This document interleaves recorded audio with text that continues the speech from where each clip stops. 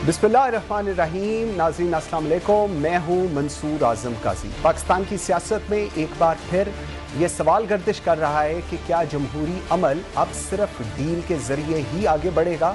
पाकिस्तान तहरीक इंसाफ के रहनुमा और अपोजिशन लीडर बार बार ये शिकवा करते नज़र आ रहे हैं कि बानी PTI पर दबाव डाला जा रहा है कि वो किसी न किसी तरह डील कर लें, मगर वो अपने खतूत में वाज़ह कर चुके हैं कि वो किसी भी डील का हिस्सा नहीं बनेंगे। सुन्नी इत्तेहाद काउंसिल के सरबराह हामिद रजा ने दावा किया है कि बानी PTI को ये पेशकश की गई है कि अगर वो हुकूमत के साथ मामला तय कर लें तो 3 माह के अंदर उन पर आयद नाअहली की पाबंदी ख़त्म की जा सकती है। दूसरी तरफ खैबर पख्तूनख्वा के सूबाई सदर जुनैद अकबर का कहना है कि अगर बानी PTI जेल से बाहर आना चाहते हैं तो वो आ सकते हैं। हुकूमत सिर्फ 2 साल की गारंटी मांग रही है कि उसे चलने दिया जाए। पहले ये गारंटी 3 साल की थी, मगर अब उसकी मुद्दत कम कर दी गई है। लेकिन बानी PTI किसी भी किस्म की कमिटमेंट करने पर आमादा नहीं। तो क्या पाकिस्तान में जमहूरियत अब सिर्फ डील के ज़रिए ही चलेगी? क्या सियासी इस्तेहकाम के लिए पस पर्दा मफाहमत ज़रूरी हो चुकी है?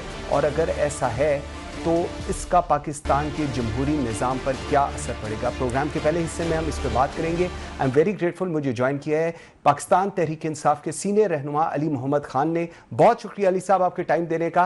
अली साहब, सबसे पहले आपके ख्याल में बानी PTI पर वाकई कोई दबाव डाला जा सकता है, या उनको ये जो डील की बातें हो रही हैं ये किस हद तक आप इसको वैलिडेट करते हैं? बिस्मिल्लाहिर्रहमानिर्रहीम, अल्लाहुम्मा सल्ली अला मुहम्मदिन व अला आलिहि व अस्हाबिहि वसल्लम। मंसूर साहब बहुत शुक्रिया।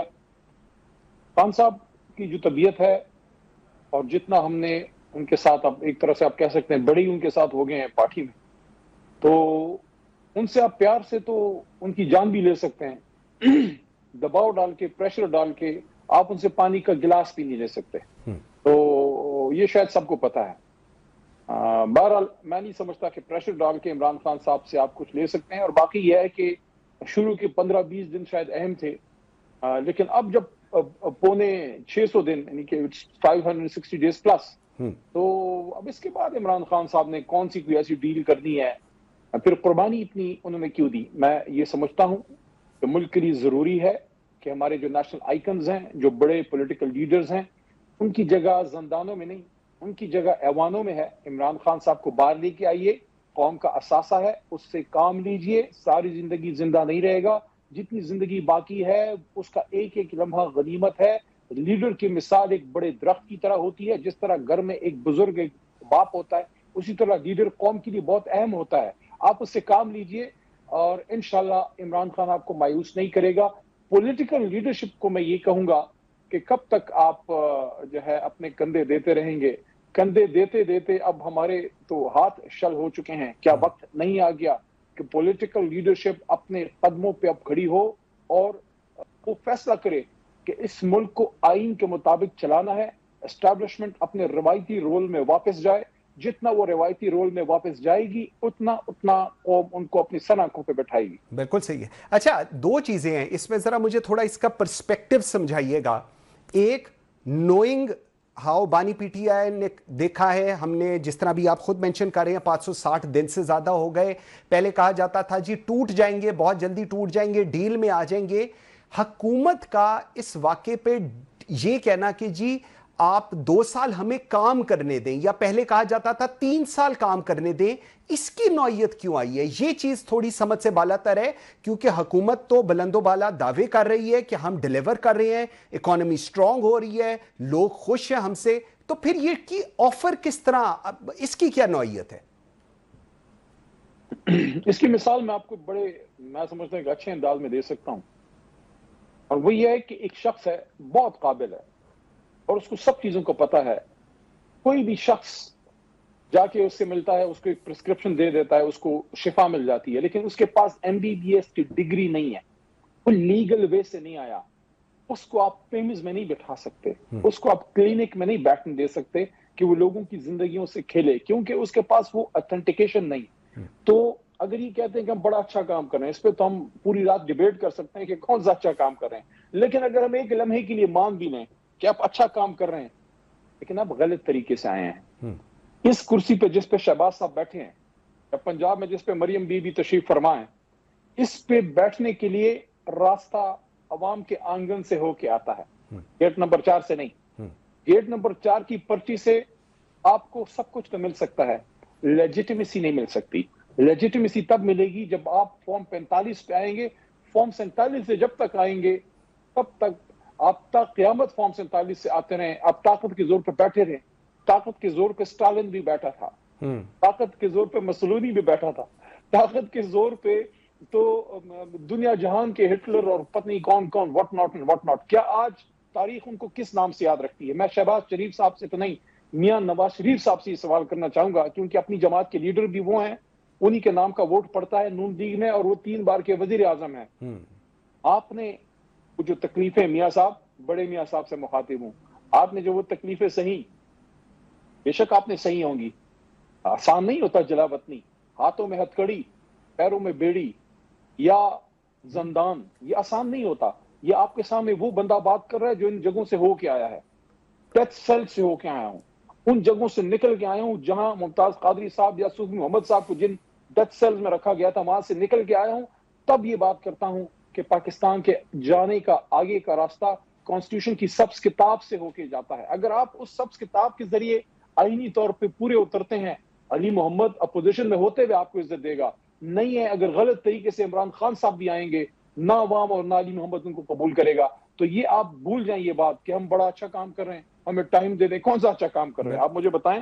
کیا پاکستان کی اکانومی مضبوط ہو گئی ہے؟ اس پہ بہت ڈیبیٹ ہو سکتی ہے، میں آپ کا ٹائم نہیں ضائع کرنا چاہتا۔ میرا نقطہ دوسرا ہے، میرا نقطہ یہ ہے آپ لیگل وے سے نہیں آئے، آپ 45 نہیں ہیں، آپ فارم 45 نہیں، آپ کے پاس لیجیٹیمیسی نہیں ہے، آپ کے پاس مینڈیٹ نہیں ہے، عوام نے آپ کو ووٹ نہیں دیا، اس کا کیا علاج کریں گے؟ ٹھیک، اچھا اس میں اب تھوڑا سا اگر میں اس کو آگے لے کر چلوں، کیونکہ یہ ایک سچویشن پاکستان کے ساتھ بار بار آ رہی ہے۔ دیکھیں، اگر ڈیل کے بغیر سیاست ممکن نہیں تو پھر انتخابات نمبر 1، عوامی رائے کی کیا اہمیت رہ جاتی ہے اس پورے پروسیس میں؟ اور پھر اگر یہ کہنا کہ پاکستان ایک اسلامی جمہوریہ ملک ہے، یہ درست ہے؟ اس کے اوپر آپ کیا کہیں گے؟ تمام لیڈرشپ تکلیفیں سہ کے بیٹھی ہے۔ پیپل پارٹی اپنے 2 وزیر اعظم کی شہادت دے بیٹھی ہے۔ مسلم لیگ نون اپنے سابقہ وزیر اعظم یا اپنے لیڈر میاں نواز شریف صاحب کی جلا وطنی اپنے آنگن میں سمیٹے بیٹھی ہے، اور ہمارے لیڈر اپنے بدن میں 2 یا 4 گولیاں کھا کے 564 دنوں سے جیل میں بیٹھے ہیں۔ اس سے بڑی سبق سیاسی لیڈرشپ کے لیے کیا ہے؟ دیکھیے، اگر آپ اقتدار میں آتے ہیں، آپ ہی فیصلہ کر لیں آپ اقتدار میں کیوں آتے ہیں۔ Are you coming to power just for the sake of power? پھر تو ٹھیک ہے جو آپ کر رہے ہیں، پھر آپ کندھا بھی ملائیے، پھر آپ اسٹیبلشمنٹ سے نین مٹکا بھی کیجیے، whatever you want to do. لیکن اگر آپ اس ملک کی واقعی خدمت کرنا چاہتے ہیں تو سویلین لیڈرشپ کو تھوڑا سا سٹینڈ لینا ہوگا۔ اور جب ہم سول سپریمیسی کی بات کرتے ہیں، اس کا ہرگز مطلب یہ نہیں ہوتا تو خدا نخواستہ ہم اپنے کسی ادارے کے خلاف ہیں۔ ادارہ ہمارا سر کا تاج ہے جب وہ روایتی رول میں ہوتا ہے۔ یہ ملک کسی بندوق کی طاقت سے نہیں، ایک قلم کے ذریعے ایک سیاسی کارکن نے جس کا نام محمد علی تھا، barrister at law from Lankans ان، انہوں نے ہمیں حاصل کر کے دیے۔ تو آگے کا راستہ کیا ہے؟ آگے کا راستہ یہ ہے، اس ملک میں منصور قاضی صاحب جو کام کر رہا ہے ہمیں اس کو وہ عزت دینی ہوگی۔ ٹرو، بالکل ٹھیک کہہ رہے ہیں آپ۔ جو جرنلسٹ ہے اس کو اپنا کام کرنے دیجئے، اس کو اپنا کام کرنے کے لیے نیروبی میں یا کینیا میں اپنے خون کی بلی دینے کی ضرورت نہیں ہونی چاہیے۔ بالکل ٹھیک کہہ رہے ہیں۔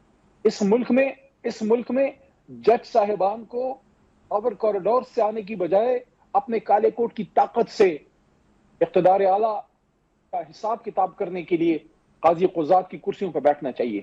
اگر آپ کسی اور طریقے سے آئیں گے، دیکھیں اس ملک میں 6 ججز اپنی بپتا سنائے بیٹھے ہیں، کوئی ہے ان کو سننے والا؟ کہ جنہوں نے انصاف دینا تھا وہ خود انصاف کے متلاشی ہیں۔ میری آنے والی جو نسل ہے وہ قانون پڑھ رہی ہے، میری پچھلی نسل نے بھی پڑھی تھی، میرے دادا پیر محمد صاحب علی گڑھ سے قانون پڑھے تھے، قائد کے ساتھی تھے، میں نے بھی پڑھا، اب میرا بیٹا پڑھ رہا ہے۔ میں آپ کو یقین سے کہتا ہوں، میں بہت میں ایک تکلیف دے دل کے ساتھ اس کو دیکھتا ہوں کہ وہ لا پڑ رہا ہے، کیونکہ میں جب ان کورٹس کو دیکھتا ہوں کہ ان کورٹس کی حالت کیا ہو گئی ہے، لیکن پھر ہم حوصلہ نہیں ہارتے، ان کو امید دے دیں گے نہیں انشاءاللہ حالات بہتر ہوں گے، کام ٹھیک ہوگا. تو آپ کے اس چھوٹے سے سوال کا لمبا جواب میں نے دیا، معذرت خواہ ہوں. نہیں میں سمجھتا ہوں کہ اب پولیٹیکل لیڈرشپ کھڑی ہو، اس ملک کو اس طرح لے کے جائے کہ دنیا کہاں پہنچ گئی ہے، ہمارے پڑوس میں ہمارا ازلی حریف ہندوستان کہاں پہنچ گیا ہے، کتنے بڑے بڑے انٹرپرینورز ادھر آ گئے ہیں، ملٹی نیشنل آ گئے ہیں، دنیا میں وہ اکنامک جائنٹ بن گیا ہے. ہم سے آزادی لینے والا بنگلہ دیش جو ہمارا بھائی ہے، ایسٹ پاکستان ہوتا تھا کسی زمانے میں، آج ان کا آپ دیکھیں، ان کی ترقی کو دیکھیں، وہ ہم سے کافی میرے خیال میں آگے چلے گئے. سری لنکا جو تامل ٹائیگرز کے زمانے میں کیا ان کی بری حالت تھی، وہ ہم صحیح سے بات. آگے چلا گیا. اور ہماری حالت کیا ہے؟ ہم آج بھی ایک دوسرے کو زندانوں میں ڈال رہے ہیں. ڈال دو اس کو زندان میں. ہم پڑھتے تھے نا وہ اکبر بادشاہ کے ڈرامے میں، ڈال دو اس کو زندان میں، ڈال دو اس کو زندان. لیکن علی بھائی دیکھیں دو چیزیں، ایک یہ بات جو آپ کہہ رہے ہیں بالکل ایک دل پہ لگتی ہے، سیدھی تکلیف دہ چیز ہے، لیکن آپ نے ساتھ ہی شروع میں کہا تھا کہ پھر آگے کا رستہ کیا ہے. سر آگے کا رستہ یہ ہے کہ وہ کہتے ہیں کہ اگر ڈیل نہیں ہے تو باقی تو پوری پارٹی قوم ٹوٹ پھوٹ گئی ہے. وہ تو مذاق اڑاتے ہیں کہ پاکستان تحریک انصاف، وہ دیکھیں کل کیا سٹیٹمنٹ دے رہے تھے، آج کیا دے رہے ہیں. پارٹی کے اندر ہم اتنی ڈویژنز ہو گئی ہیں کہ شاید Pakistan Tehreek Insaf down the road exist ہی نہ کرے. سو دا مین پرسن جو بانی پی ٹی آئی ہے وہ اگر ڈیل کو تیار نہیں تو پھر پارٹی کا مستقبل آپ کہاں دیکھ رہے ہیں؟ ایک علی محمد نہیں ہے، میرے جیسے لاکھوں عمران خان کے ساتھ ہیں. ہم بھی جیلوں سے ہو کے آئے ہیں، ہمارے بھی سارا کچھ کنگالا گیا ہے، منسٹری ہم نے بھی چلائی تھی، چیک کیا گیا ہے، نہیں ٹوٹے کھڑے. ایسی کوئی بات نہیں ہے، پارٹی ہے، عوام کے دلوں میں زندہ ہے. ابھی تو بغیر نشان کے لوگوں نے نشان ڈھونڈ ڈھونڈ کے تحریک انصاف کو 2/3 دی ہے. سب کو پتا ہے جو مجھے سن رہے ہیں کہ 5 بجے 9 فروری کی صبح کیا ہوا تھا. کہیں ہلچل مچی تھی، کچھ لوگ پریشان ہوئے تھے. کیوں پریشان ہوئے تھے؟ کیونکہ قوم نے فیصلہ کر دیا تھا اور وہ ان کو پتہ لگ گیا تھا سب کو. دیکھیں نہ کریں، قوم کو ساتھ لے کے چلیں، قوم کے فیصلے کو دل جان سے قبول کریں. میں ایک اور بات بھی کرتا ہوں، شاید ہماری جماعت میں سے کوئی یہ بات کرنے کی ہمت نہ کرے. میں نہیں سمجھتا پیپلز پارٹی یا نون لیگ ملک دشمن جماعتیں ہیں. وہ تو ہمیں ملک دشمن کہتے ہیں نا، ہمیں غدار بھی کہتے ہیں، پتہ نہیں کیا کیا، مجھے میرے لیڈر کو ہماری جماعت کو کہتے ہیں. میں کہتا ہوں یہ جو بڑی سیاسی جماعتیں ہیں، چاہے فضل الرحمان صاحب کی ہے، چاہے جماعت اسلامی ہے، چاہے نواز شریف صاحب کی جماعت ہے، چاہے زرداری صاحب کی جماعت ہے، ان میں سے کوئی ملک دشمن نہیں ہے. فرق صرف یہ ہے کہ اقتدار میں آپ کی پالیسیز کیا ہوتی ہیں، آپ کس نظریے پہ ملک کو چلانا چاہتے ہیں، آپ کا اپنا پرسنل کیریکٹر کیا ہے. پاور میں آ کے آپ نے مال بنایا یا آپ نے ملک کا حال بہتر کرنے کے لیے تگ و دو کی. تو ان ساری چیزوں کو دیکھ کے عوام فیصلہ کرتی ہے. فی الحال عوام نے فیصلہ ہمارے حق میں کیا ہے. کل کو اگر ہم اقتدار میں آتے ہیں اور ہم پرفارم نہیں کرتے، ہماری جگہ پھر وہ نون یا پیپل پارٹی کو ووٹ کر دیں گے. لیکن یہ فیصلہ تو آپس میں کم از کم کر لیں یار.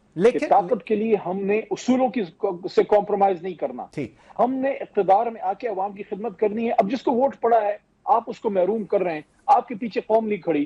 اس وقت پنجاب کی پوری حکومت میں اتنا دم نہیں ہے کہ ایک یونین کونسل کا جلسہ ہمارا ہونے دے. کیوں ڈرتے ہیں؟ کیونکہ ان کو پتا ہے کہ عوام کس طرف کھڑی ہے.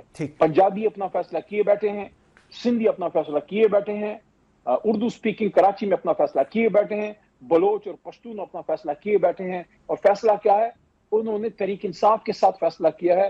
آج آپ بکسا رکھیں، بالکل. آپ کو پھر وہی رزلٹ یہ دیکھیں علی بھائی، یہ ایک ریالٹی ہے، اس پہ کوئی دو رائے نہیں ہے. آج بھی میں آن ریکارڈ کرتا ہوں، آپ آج الیکشن فری اینڈ فیئر کرا لیں، وہ جیل کے اندر بھی بیٹھے ہوئے ہیں، الیکشن جیت جائیں گے. یہ ہم سب کو پتہ ہے، یہ سب کو پتہ ہے. لیکن پاکستان تحریک انصاف کے اندر ایسے عناصر ہیں جو کہتے ہیں ڈیل ہو جانی چاہیے، اور اس کی وہ ریزن یہ دیتے ہیں کہ آج جو اپوزیشن گرینڈ الائنس بن رہا ہے اس میں آپ لوگ کہہ رہے ہیں مولانا فضل الرحمان گیم چینجر ہوں گے اور وہ اس چیز کو کریں. اور ان کا یہ ہے موقف کہ جی پہلے مولانا کے بارے میں کیا کہتے تھے اور آج انہی کے اوپر بینک کیا جا رہا ہے پوری جو اپوزیشن ہے انکلوڈنگ پاکستان تحریک انصاف. اس کا کیا جواب ہے؟ پھر میرے جو کمنٹس ہیں مولانا صاحب ان کی سیاست کے بارے میں، احترام ان کا بطور انسان بطور سیاستدان ہے. میرے کمنٹس کا پتہ عمران خان صاحب کو ہے، لیکن میں کوئی ایسی بات نہیں کرنا چاہتا جس سے کوئی بھی الائنس کی بات خدا نخواستہ خراب ہو. میری دعا ہے یہ الائنس بنے، اور مولانا صاحب بھی ہمارے ساتھ اسٹیج پہ کھڑے ہوں. کبھی تو تاریخ میں ذرا صحیح سائڈ پہ بھی کھڑے ہوں نا. لیکن دیکھتے ہیں وقت ثابت کرے گا. ہمارا اسٹیج حاضر ہے, ہمارا دل حاضر ہے, ہم نے اپنا دایاں ہاتھ آگے کیا ہوا ہے. لیکن یہ ہے کہ 26ویں آئینی ترمیم کے ذریعے جو سپریم کورٹ کی حالت ہے اس میں ہم نے ووٹ نہیں لیا. جنہوں نے ووٹ دیا ہے وہ ضرور اپنی ضمیر کی عدالت میں اپنے آپ سے سوال کریں کہ کیوں ایسا کیا. دیکھیے اس وقت جب آپ ہر جگہ سے تکلیف سہتے ہیں, ہر جگہ سے آپ کو مشکلات کا سامنا ہوتا ہے, آپ عدالت میں جاتے ہیں. آج وہ عدالت خود پریشان ہے کہ ہم کیا کریں. بالکل صحیح. اس کے باوجود الائنس عید کے بعد جو اپوزیشن الائنس کی بات چل رہی ہے, میری دعا ہے اس سے جتنا میرے سے ہو سکے گا میں اس کو تگڑا کرنے کے لیے اپنا کردار ادا کروں گا. لیکن میں توقع یہ رکھتا ہوں کہ جو بھی ہمارے مقتدر طاقتیں ہیں, جو بھی لوگ ہیں, وہ اس چیز کو ضرور ان کو احساس ہونا چاہیے کہ آج جتنا فاصلہ عوام میں اور اداروں میں ہے پچھلی تینوں ڈکٹیٹرشپس میں نہیں رہا. بالکل ٹھیک, بالکل ٹھیک. علی محمد, یہ فاصلہ کون دور کر سکتا ہے؟ یہ فاصلہ عمران خان صاحب دور کر سکتے ہیں. پاکستان سے محبت کرنے والا آدمی ہے, اس کو اتنا دیوار سے نہ لگائیں کہ وہ نفرت اور وہ غصہ پھر عوام کے ذریعے آپ کو فیس کرنا پڑے. علی محمد خان صاحب, تھینک یو ویری مچ جی, بہت شکریہ آپ کے ٹائم دینے کا. ایم ویری گریٹفل جی. ناظرین ایک بریک لیتے ہیں جی, بریک سے واپس آتے ہیں تو ایک اور بڑا اہم ایشو ہے, اس پہ بات کریں گے. میرے ساتھ رہیے. Welcome back after the break جی. ناظرین پاکستان بیت المال ایک اہم فلاحی ادارہ ہے جو حکومت پاکستان کی زیر نگرانی ضرورت مند افراد کی مالی معاونت کے لیے کام کرتا ہے. اس ادارے کے تحت مستحق مریضوں کو علاج و ادویات کی سہولت فراہم کی جاتی ہے, جبکہ یتیم اور غریب بچوں کو تعلیمی وظائف دیے جاتے ہیں. تاہم حالیہ آڈیٹر جنرل رپورٹ جو کہ اگست 2024 میں شائع ہوئی, اس میں انکشاف ہوا کہ پاکستان بیت المال میں 2 ارب روپے سے زائد کی مالی بے ضابطگیاں سامنے آئی ہیں. آڈیٹر جنرل رپورٹ میں یہ بھی کہا گیا کہ فنڈز کا غلط استعمال کیا گیا ہے, غیر مستحق افراد کو نوازا گیا ہے اور بعض افسران کی کرپشن کے شواہد ملے ہیں. ایسے میں شفافیت اور احتساب کے حوالے سے کئی سوالات جنم لیتے ہیں. ان معاملات پر مزید روشنی ڈالنے کے لیے ہمارے ساتھ آج لاہور اسٹوڈیو میں موجود ہیں مینیجنگ ڈائریکٹر بیت المال سینیٹر شاہین خالد بٹ صاحب. 2 ارب کی مالی بے ضابطگیاں کیسے ہو گئیں بیت المال کے اندر, جبکہ یہ تو بڑا سالڈ طریقے سے اس کو مانیٹر کیا جاتا ہے جو ہم لوگوں نے سنا ہے. سو یہ 2 ارب کی بے ضابطگیاں کیسے ہوئیں, کب ہوئیں؟ یہ آپ نے ٹھیک سنا ہے کہ ہماری جو مانیٹرنگ ہے بڑی اسٹرکٹ ہے, تو بڑے کم چانسز ہیں کہ اس قسم کی کوئی کرپشن ہو. لیکن یہ بات بھی درست ہے کہ مجھ سے پہلے 2024 میں جب میں ایم ڈی نہیں تھا, بہرحال I still take responsibility of the department, تو وہاں پہ ایک آڈٹ کے پیراز بنے ہوئے ہیں. ابھی وہ فائنل نہیں ہوئے, وہ آڈٹ پیراز بنے ہوئے ہیں جو they are in the process of investigations. ٹھیک, وہ ضرور بنے ہیں اور آپ ٹھیک کہہ رہے ہیں, اتنی بے ضابطگیوں کے پیراز بنے ہیں اور ان پہ ہم پوری طرح جو ہمارا طریقہ کار ہے اس کو ہم آپس میں ڈسکس کر کے پہلے تو پیراز کو ایڈریس کریں گے, پھر جتنے رہ جائیں گے تھوڑے بہت جو اس کا ذمہ دار ہوگا, ایم ڈی سے لے کے نیچے بہت سب سے بڑے اے ڈی تک, جو بھی بندہ ذمہ دار ہوگا he will be definite taken to task. Everybody is there, کوئی بھاگا نہیں وہاں سے. تو ہمارے سسٹم کے اندر یہ خوبی ہے کہ اب ڈیفینیٹلی جب انویسٹیگیشن ہوگی تو جتنے پہرے ایکچولی رہ جائیں گے, یہ 2 ارب تو ابھی انہوں نے دکھائے ہیں, ابھی رپورٹ ہے, it's not final yet. When final will be done, اس کا فائنل ڈیسائیڈ ہو جائے گا, اس کے جو ذمہ دار ہوں گے they will be taken to task. Sir اس میں 2 چیزیں, ایک تو ہے کہ فنڈز جو مستحقین کو ملنا تھا وہ سرکاری ملازمین لے گئے, اور اس میں ایک بہت بڑا ایلیگیشن ہے کہ جو بیت المال کے ملازمین ہیں اور جو ان کے جانے والے ہیں ان کو دیے گئے, نہ کہ ان کو دیے گئے. جو آپ اس وقت مجھے بتا رہے ہیں اینڈ یو آر سیئنگ کہ جو بھی لوگ ہوں گے they will be taken to task. So ایسا لوپ ہول آپ کو کیسے لگا ہے؟ I know that it's been very recent you have taken a charge, but آپ کو کہاں پر لوپ ہولز لگ رہے ہیں جہاں پر سے آڈیٹر جنرل کی رپورٹ ہے, آبویسلی 18-20 تو ہو سکتا ہے, 10-20 نہیں ہو سکتا ہوگا. کہاں پر آپ کو لگتا ہے کہ ایسے لوپ ہولز رہے ہیں جس میں ایسی رپورٹ پھر آڈیٹر جنرل نے ایشو کی؟ آپ ٹھیک کہہ رہے ہیں, 10-20 بھی ہو سکتا ہے, پہلی بات تو یہ ہے. اوکے. دوسری بات یہ ہے کہ یہ بالکل آپ ٹھیک کہہ رہے ہیں کہ ایسا ہوا. اس کی وجہ میرے پاس جو ہے وہ یہ کہ پورے 1 سال کے لیے اس ادارے کا کوئی انچارج نہیں تھا. There was no MD. There was no MD for whole 1 year, good 1 year. Okay. I have joined only 2 months back. تو پھر چارج کس کے پاس تھا؟ Actually there was no MD, there was no charge. Okay, acting charge تو ہوگا. Acting charge M D کا کوئی سیکر نہیں تھا. ایم ڈی جو ہے یہ ہوتا ہے سگریٹری ہوتا ہے افسر, تو یہ نارملی یہ ذمہ داری بڑی سخت ذمہ داری ہے، کوئی لیتا نہیں ہے. کچھ عرصے کے لیے میرا خیال ہے آخری جو 1-2 مہینے کوئی چیزیں ایسی پینڈنگ ہو گئی تھی جن کو ڈیسائیڈ کرنا تھا، اس کے لیے جو ہماری منسٹری کے جو سیکرٹری صاحب ہیں انہوں نے چارج لیا تھا، very temporary for couple of months, but for most of the time we had no MD. You understand کہ آپ ایک بہت ہی سینسٹیو پوزیشن پر ہیں.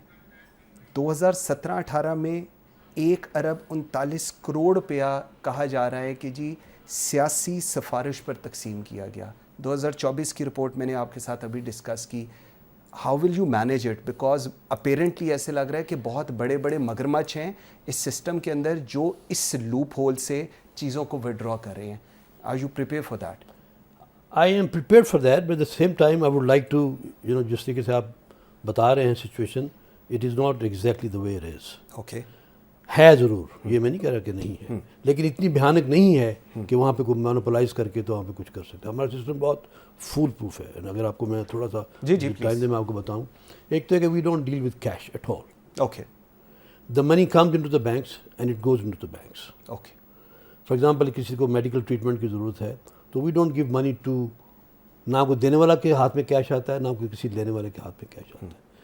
دا patient goes to the hospital, hospital bill ہمیں کرتا ہے, the money goes to the bank, I am sorry the hospital, straight straight to the hospital. So money کا جو ٹریک ہے وہ اتنا ٹرانسپیرنٹ ہے, وہ کہیں ہمیں شک نہیں پڑتا کہ کوئی وہاں پہ کرپشن ہو. ایک تو یہ بات, لیکن اس کا مطلب ہرگز یہ نہیں ہے کہ لوگ آرٹسٹ ہیں بڑے, آپ کو پتہ ہے کہیں ہو بھی سکتی ہے, لیکن جتنا فول پروف ایک ادارہ بن سکتا ہے اتنا ہمارا ہے. ہمارا سسٹم بہت فول پروف ہے. جہاں تک آپ نے کہا کہ جی کچھ لوگوں نے مونوپلائز کر کے تو پھر یہ کیا, یہ کچھ تھوڑی ایگزیجریشن ہے اس میں. کسی بہت مائنر پہ, مثال کے طور پہ ایک آدمی ہے, اس کو ہم حقدار سمجھتے ہیں, تو کسی بندے نے تو ڈیسائیڈ کرنا ہے نا کہ یہ حقدار ہے. اب یہ ہو سکتا ہے وہ 100% حقدار نہ ہو, وہ 80% حقدار ہو, تو اس نے اس کو فیور کر دی ہو کہ نہیں ٹھیک ہے اس کو آپ فیور کر دیں. اس حد تک تو wrong appreciation of the facts ہو سکتی ہے, غلطی بھی ہو سکتی ہے, اور تھوڑی سی آپ کسی کو فیور بھی کر سکتے ہیں, but it's on micro level. کوئی ایسا طریقہ, میں 2 مہینے سے میں ہوں MD, تو میں نے پورا اس کو چھان بان کی ہے. مجھے کوئی ایسا طریقہ نظر نہیں آیا کہ کوئی بندے 8, 10, 15, 20 مل کے تو آرگنائز کرائم کر سکیں اس ادارے میں, وہ نہیں ہے. ٹھیک ہے. Let me reiterate my question. Okay. Who is effective باثر جس کو ہم کہتے ہیں ایٹ بیت المال, ہو is effective, who is in charge? جی نہیں, ہو از افیکٹو مطلب MD از افیکٹو. اور اس کے علاوہ اس کے علاوہ میرے ڈائریکٹرز ہیں, اوکے, میرے ڈپٹی ڈائریکٹرز ہیں, ADs ہیں, but everything goes with the signatures of MD. Okay. I mean نا آئی ایم MD. میرے ٹائم میں اگر کوئی کرپشن ہوتی ہے تو میں I am not allowed, I don't think I am justified to make anybody else responsible for it but me. So اب سے لے کے جب سے میں جتنے سال میں رہوں گا MD, I will take full responsibility and I am the only one responsible for this. ٹھیک.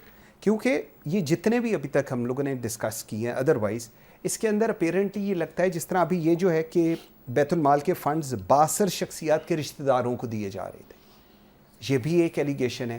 مائی point of telling you all this کہ آپ ابھی very recently, it's not even 2 months you are there, ایسے لوپ ہولس کہیں پر ہیں, اور پہلے جو بھی لوگ MD رہے, یا اف یو تھنک کہ دا بک اسٹاپس ایٹ MD, سو کہیں نہ کہیں پر انوالومنٹ ان لوگوں کی رہی ہوگی تو یہ سب کچھ ہوا ہے, ادروائز یہ نہیں ہو سکتا. قاضی صاحب, اگر آپ جب تک آپ اس کے آپریشن کو پوری طرح سمجھیں گے نہیں, جی جی please, I really want to understand کہ کہاں کرپشن ہو سکتی ہے. جی میں نے آپ سے کہا کہ ہماری جو ڈسپرسمنٹ آف منی ہے, پہلے تو ہم منی ریسیو کہاں سے کرتے ہیں.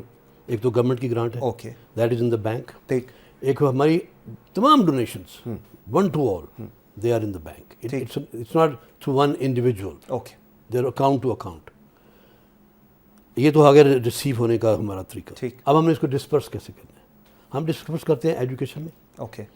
کہ ایک بچہ ہے, وہ گورنمنٹ کالج میں یا کسی اسکول میں, گورنمنٹ کے کسی یونیورسٹی میں ایڈمیشن لیتا ہے, then he brings a demand notice from the university کہ یہ بچہ ہمارا پڑھ رہا ہے, اس کی فیس آپ ہمیں دیں. اب منی کہاں جاتی ہے؟ پیسے, the money goes through the cheque to the university اور the college. It's not given to that individual. Okay. اچھا, یہاں پہ کرپشن کیا ہو سکتی ہے؟ اگر ہو سکتی ہے کہ ایک بچہ ہے, وہ ہم سمجھتے ہیں کہ ڈیزرونگ ہے, غریب ہے, کہیں کسی لیول کے اوپر کوئی آدمی کسی ایسے بچے کو بھی ریکمینڈ کر دے یا آ جائے نظر میں کہ وہ ڈیزرونگ اتنا نہ ہو اور اس کو پھر بھی ٹیک کیئر کی جائے. صرف بے ایمانی کا اتنا ایلیمنٹ ہو سکتا ہے جس کی اسکروٹنی پھر بھی ہوتی ہے, بٹ دیٹس پاسبل. اچھا, اسی طرح ایک بیمار آدمی ہے, اب وہ بیمار تو ہے, اس کو ٹریٹمنٹ ہاسپٹل میں ہونی ہے. اب ہاسپٹل والے نہیں ملتے کسی کے ساتھ کیونکہ وہ گورنمنٹ ہاسپٹلس, اور اگر ایسا ہے تو ان کی اپنی ان کے ایک آڈٹ ہوتا ہے ان کا اپنا, اور اس کے اندر وہ پکڑے جاتے ہیں اگر ایسی بات ہو. وہ ہمیں کہتے ہیں اس بندے کو کینسر ہے, اس کی یہ ٹریٹمنٹ ہے, اس کے 10 لاکھ لگیں گے اندازاً, آپ ہمیں فی الحال 2 لاکھ بھیج دیں. ٹھیک, ہم 2 لاکھ کا چیک اس کے وہاں بھیج دیتے ہیں, وہ ٹریٹمنٹ کرواتا ہے.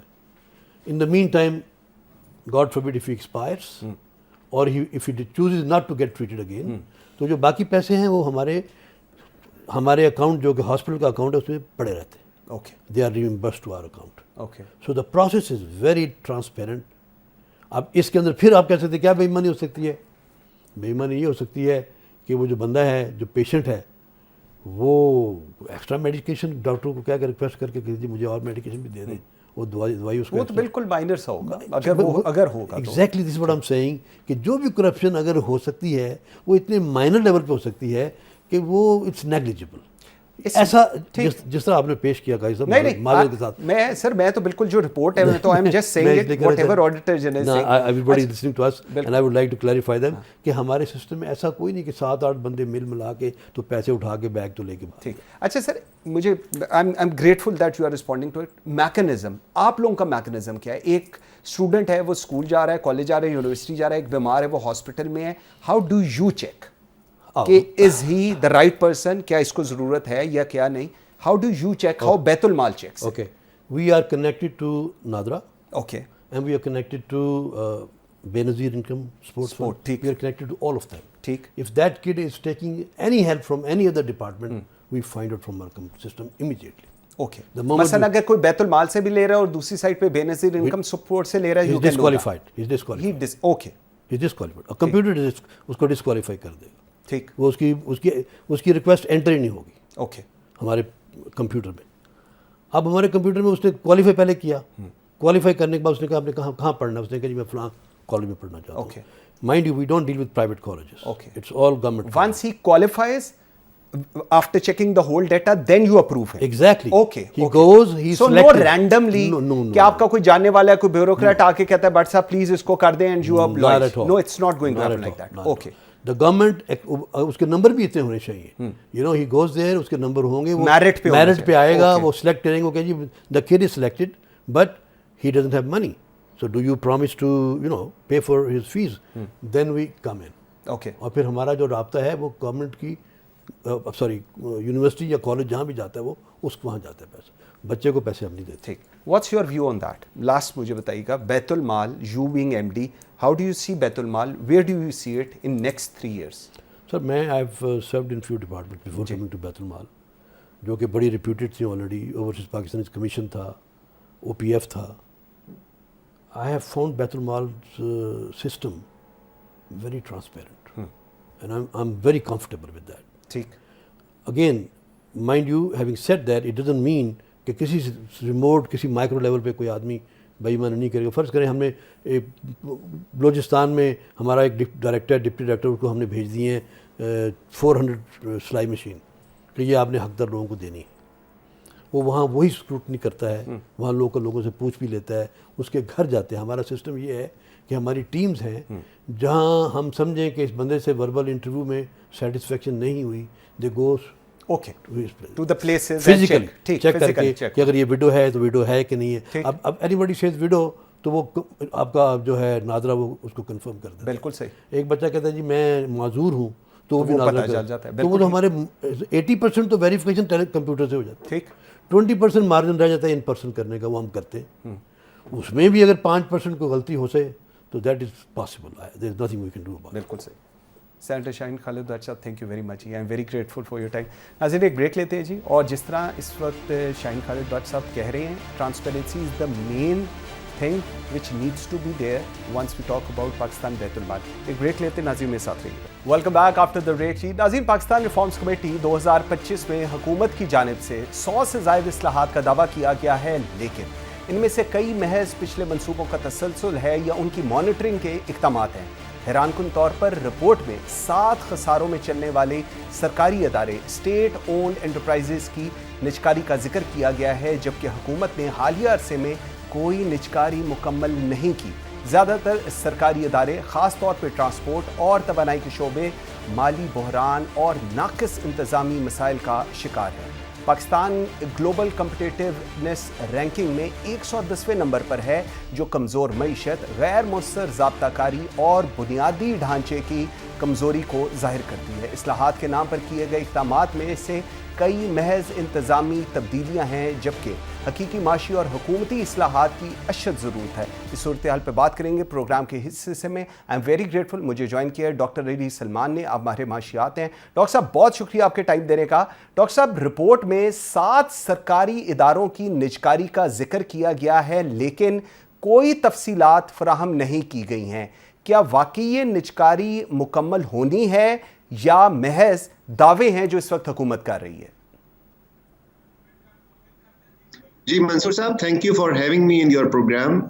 एक तो मैं इस बात की वजाहत करना ज़रूरी समझता हूँ कि जिस रिपोर्ट का आपने जिक्र किया और जो मैंने आर्टिकल भी लिखा, वो एक गैर सरकारी तंजीम ने इशू की है, और उसने तो हुकूमत से भी बढ़ के दावे कर दिए हैं कि जिसमें कहा गया है कि जी जनवरी में हुकूमत ने 7 SOEs को प्राइवेटाइज कर दिया, जबकि इस हुकूमत ने कोई ऐसी ट्रांजैक्शन मुकम्मल नहीं की है। और ये एक तरह से तो मिसस्टेटमेंट है, मिसडिक्लेरेशन है, हक़ाइक़ इससे बिल्कुल बरक्स हैं। अगर आप ये देखें कि बहुत ज़्यादा मीटिंग्स हुई हैं स्टेट ओन एंटरप्राइजेस को प्राइवेटाइज करने के लिए, और हर मीटिंग के बाद जो हुकूमत पब्लिश करती है रिजल्ट, उसमें पता चलता है कि हमने ये फैसला किया है कि हम ये स्ट्रेटेजिक असासों की तरह उनको डिक्लेयर करेंगे।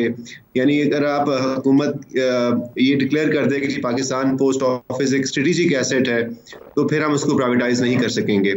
तो इस तरह के ज़्यादातर फैसले हुए हैं, और प्राइवेटाइजेशन की तरफ कोई ख़ास पेशरफ्त हमें नज़र नहीं आती है जो हकीकत है।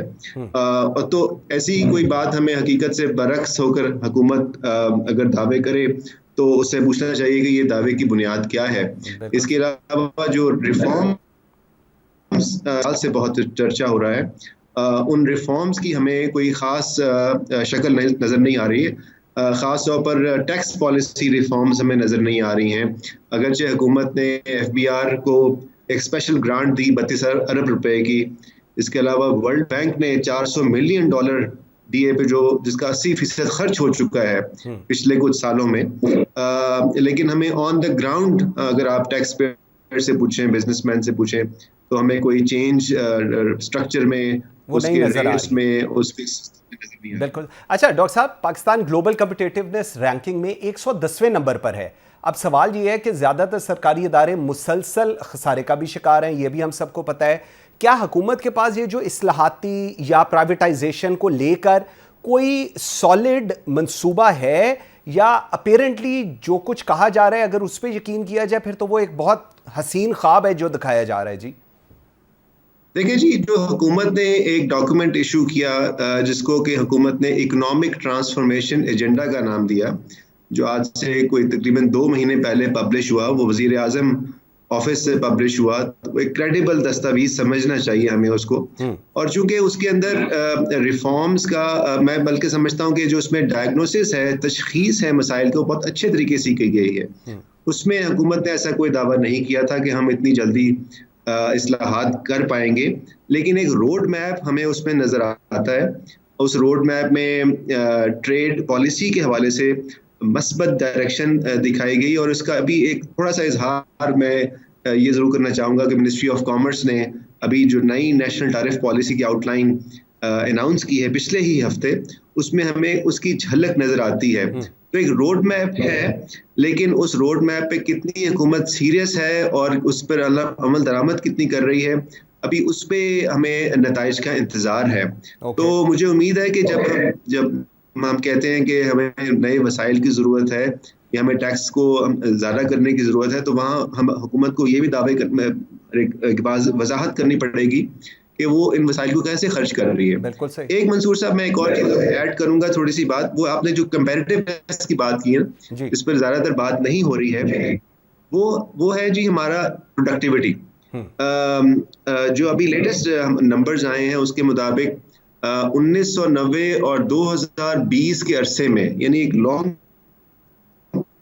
ٹرم, ہماری جو پروڈکٹیوٹی ہے, یعنی کتنی ایفیشینٹلی ہم کام کر سکتے ہیں, ہمارا لیبر کتنا پروڈکٹیو ہے, ہمارا پرائیویٹ سیکٹر کتنا پروڈکٹیو ہے, اس میں صرف اور صرف 45% اضافہ ہوا ہے. جبکہ یہی اضافہ بنگلہ دیش میں 200% ہے, چائنا میں 800% ہے, بھارت میں 400% کے قریب ہے. تو یہ بہت بڑا فرق ہے جو ہم نے اپنی جو ہم ریفارمز کی بات کرتے ہیں, تو یہ وہ چیزیں ہیں جہاں پر ہمیں کام کرنے کی ضرورت ہے, اور اس طرف کوئی توجہ نہیں ہے. لاسٹ مجھے ذرا بتائیے گا کہ یہ جو پینشن اصلاحات کی بات ہو رہی ہے, اس کو آپ کیسے دیکھ رہے ہیں؟ جی, پینشن اصلاحات میں کسی حد تک جو پہلی حکومت بنی تھی پی ڈی ایم, اس میں ایک دو مثبت چیزیں سامنے آئی تھیں, اور اس میں یہ کہا گیا تھا کہ جیسے ہماری پہلے پینشن کا نظام یہ تھا کہ سرکاری ملازم کے بعد اس کی نسل در نسل کو ہم ایک طرح سے ایک پروٹیکشن یا ایک بینیفٹ دے رہے تھے. وہ سلسلہ ختم ہو گیا, جو میرا خیال ہے پازیٹیو بات ہے. اسی طرح جو نئے ملازمین آ رہے ہیں سرکاری سسٹم میں, ان کو ایک ڈیفرنٹ سسٹم کے تحت, یعنی بجائے یہ کہ ہم یہ کہیں کہ اپنے بجٹ سے ہم پینشن کا بل پے کریں گے, ہم ان کی تنخواہوں سے ایڈجسٹ کرتے ہیں, جو اس وقت بھی ہوتا ہے, لیکن انہی فنڈ سے اس کو پے کرنا چاہیے اس کے پینشن کو, بجائے کہ ہم اس کو بجٹ میں پار کریں. اور پھر وہ ایک ایسا فگر بن چکا ہے پروونشل لیول کے اوپر بھی, فیڈرل لیول کے اوپر بھی, ایک لائبلٹی کے طور پہ ہمارے اوپر ہے. بالکل ٹھیک ہے, بالکل ٹھیک. ڈاکٹر علی سلمان صاحب, تھینک یو ویری مچ جی, very grateful for your time. ناظرین, بالکل یہ چیزیں ایسے سٹیپس ہیں جو لینے چاہیے, اور اگر یہ سٹیپس نہیں لیے جائیں گے تو پاکستان اس کو سفر کرے گا, پاکستان میں رہنے والے لوگ سفر کریں گے, اور سب سے زیادہ وہ تمام لوگ جو ٹیکس دیتے ہیں, وہ اگر ٹیکس اکٹھا کر کے ہم ان مد میں, ان انسٹیٹیوشنز میں, ان آرگنائزیشن میں, سو کالڈ اسٹیٹ آرگنائزیشن میں دے دیں گے اور ان کو ایسٹ ڈکلیئر کر دیں گے, تو اس کا امپیکٹ جو ہے وہ پاکستان کے اوپر آئے گا. مجھے منصور اعظم قاضی کو اجازت دیجیے. اللہ حافظ.